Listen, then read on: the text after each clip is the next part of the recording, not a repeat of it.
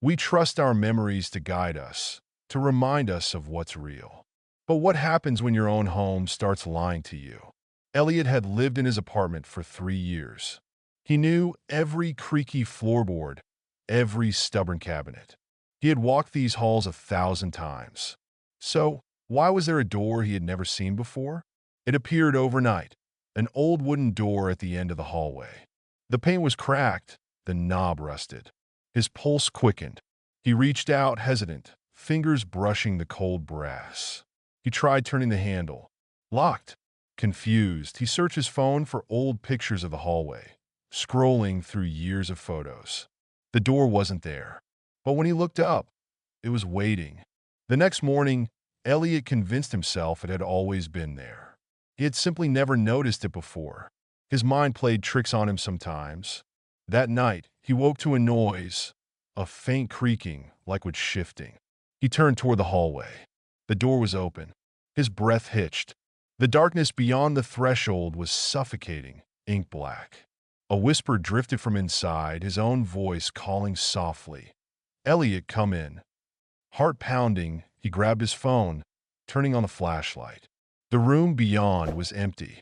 Just four blank walls, as if it had never been used. Except for the chair. A single wooden chair, placed in the center of the room, facing the doorway. Elliot slammed the door shut, heart hammering. He needed to leave, get out, clear his head. He grabbed his keys and ran. But the second he stepped outside, he froze. His apartment building was gone. The city was gone.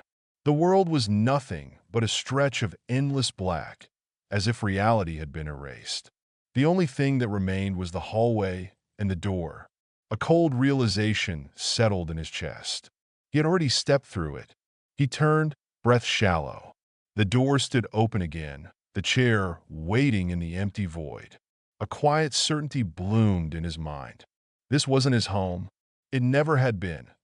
And somewhere, far away, the real Elliot was still sleeping, unaware that he would never wake up. Some doors are meant to stay closed.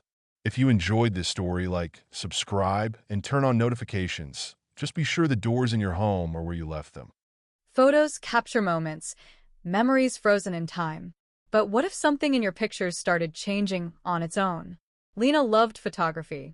She documented everything, her travels, her friends, even the mundane moments of her daily life. It wasn't until she looked through her old pictures that she saw him. A man in the background of photos he was never there for. At first, it was easy to dismiss. A blur, a trick of the light, some stranger she hadn't noticed. But then he appeared again, and again, in a picture she took at home. She zoomed in, heart pounding. The figure was clearer now, a tall man in a dark coat, standing just outside the frame. Watching, Lena scoured her albums, checking years of photos. He was in all of them, always distant, always closer than before. Her hands shook as she opened her phone camera, switching to selfie mode.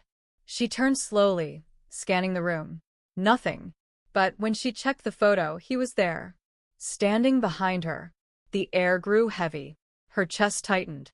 She deleted the picture, closed the app, turned on all the lights in her apartment. Maybe she was seeing things. Maybe it was stress. Then her phone buzzed. A new photo. She hadn't taken it. The image was from inside her bedroom. She recognized the angle. It was from her own phone, aimed at her sleeping figure. Her breath hitched. Fingers trembling, she checked the timestamp. It had been taken 2 minutes ago. A slow creak echoed from her closet. She turned. The door was open just an inch, darkness spilling out like ink. A shadow shifted inside. And then her phone screen went black. The next morning, Lena was gone. Her apartment remained untouched, her belongings undisturbed. But when her friends searched her camera roll, they found one last picture. A blurry image of her room, taken from the closet. The door was wide open, and the man was standing inside. Months later, new tenants moved into Lena's apartment. They didn't know about her. They didn't know what had happened. Then one night, as the new tenant scrolled through their phone, they noticed something odd. A photo they didn't remember taking. A dark figure, standing in the corner of their bedroom, just outside the frame. And when they turned to look, the closet door was open. Some moments are better left uncaptured. If you enjoyed the story, like, subscribe, and turn on notifications. Just be careful who's looking back in your photos. We all hear background noise, white noise, the hum of the world around us. But what if the static in your head started talking back? Noah had always lived with a faint buzzing in his ears. Doctors called it tinnitus, a minor condition, annoying but harmless. Until the day the static whispered his name. It was faint at first, a crackle, a hush, and then his name, buried deep in the sound. He froze, heart hammering. Maybe he was imagining things. Maybe he was overtired. But then it happened again. Noah. He turned off the TV, unplugged the speakers. The apartment sat in silence. The static remained. He tried ignoring it, drowning it out with music, city noise, anything. But it grew stronger. The whispers turned into full sentences, eerie, disjointed fragments. Warnings. Don't look at the clock. The man in your mirror isn't you. You forgot something important. His skin crawled. The worst part? The voice in the static sounded like his own. One night, the whisper said something new. He's in the walls. Noah barely had time to react before the power cut out. Darkness swallowed his apartment.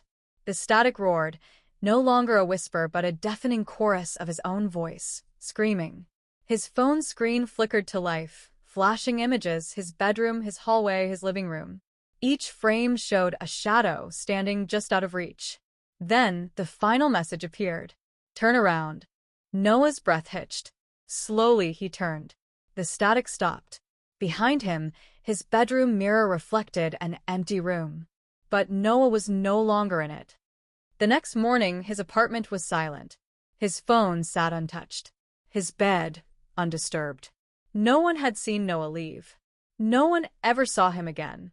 But the radio in his old apartment still picks up a faint, whispering static. And it still calls his name.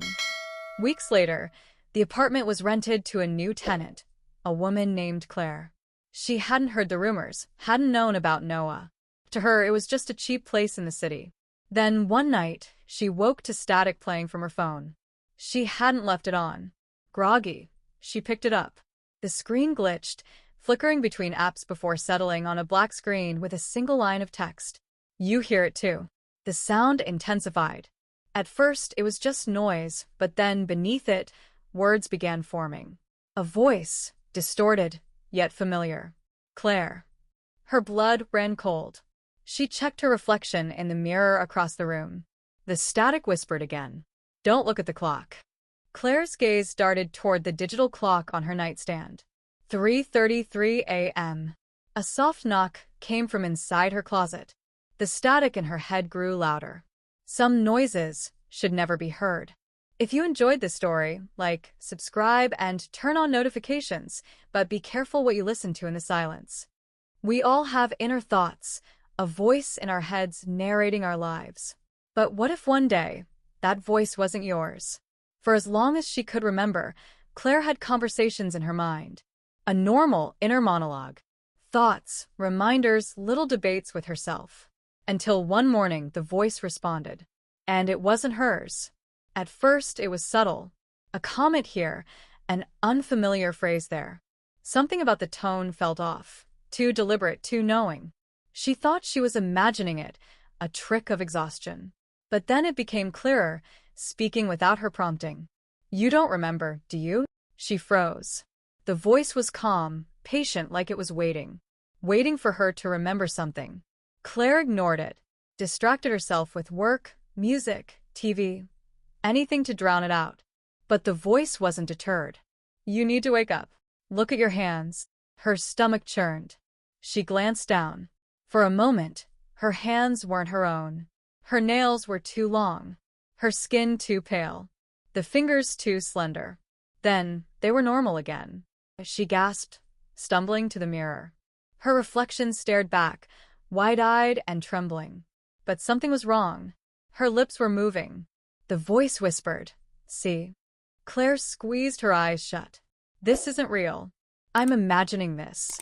The voice laughed. Not in her head, but from the mirror. Her reflection smiled, a cruel, knowing smile. Then it stepped forward. The lights in her apartment flickered. A strange pressure filled the room, making it hard to breathe. Her reflection reached for her, and as it did, she felt something cold wrap around her wrist. Her body locked in place. The voice whispered, "We've done this before." Her knees buckled, but she couldn't fall. The mirror was shifting, bending like liquid glass. Claire's breath hitched as she realized. She was the reflection now. Her real body stood outside the mirror, smiling that same twisted grin. Claire pounded against the glass, but no sound came. The other her tilted its head, watching, curious. Then it turned away. She screamed, but the sound never escaped. Claire's apartment remained untouched for days. Her phone rang unanswered. Her friends knocked, worried. When her landlord finally entered, everything was normal, except for the mirror. Claire was gone, but if you looked closely, the reflection still moved. And sometimes it whispered. Some voices aren't yours to control. If you enjoyed the story, like, subscribe, and turn on notifications, but don't talk back to the silence.